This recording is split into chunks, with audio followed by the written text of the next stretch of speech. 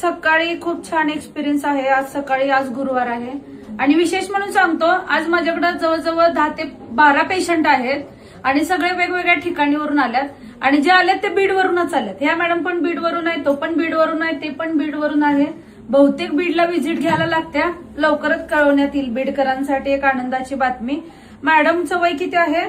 22. वय वर्ष 22 मध्ये आलं त्यावेळेला 37 पॉइंट किती होती? 5 होती हाईट. 37.7 होती. बरोबर आहे मॅडम?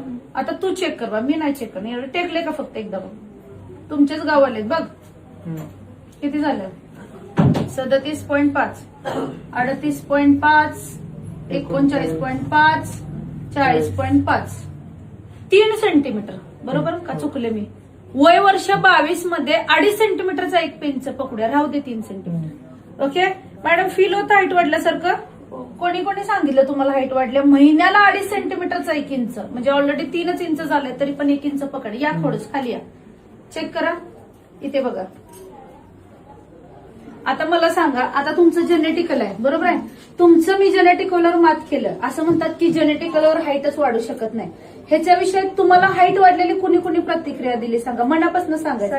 डोळ्यामध्ये अश्रू काढू नका, कारण ह्याच अश्रूमध्ये आज म्हणजे सक्सेसफुल आहे. हा, सगळ्यात पहिले माझी आई म्हणली मला की वाढल्यासारखी वाटते म्हणून. वाढल्यासारखी वाटते. ओके, त्याच्यानंतर बाहेर कुठे चेक करून केलेली तुम्ही ठेवलेली घरी? चेक नाही केली मी, नंतर चेक नाही केली. म्हणलं एकदाच मग शेवटी जाईल मी तेव्हा चेक करीन म्हणलं, आणि त्यांच्या तोंडून ऐकून म्हणलं की माझी वाढली का नाही.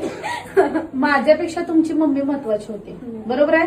इकडे बीडवाले, इकडे काय सांगते बघा ती बीडवाली जी आहे की नाही, इकडे येतो बीडवाली.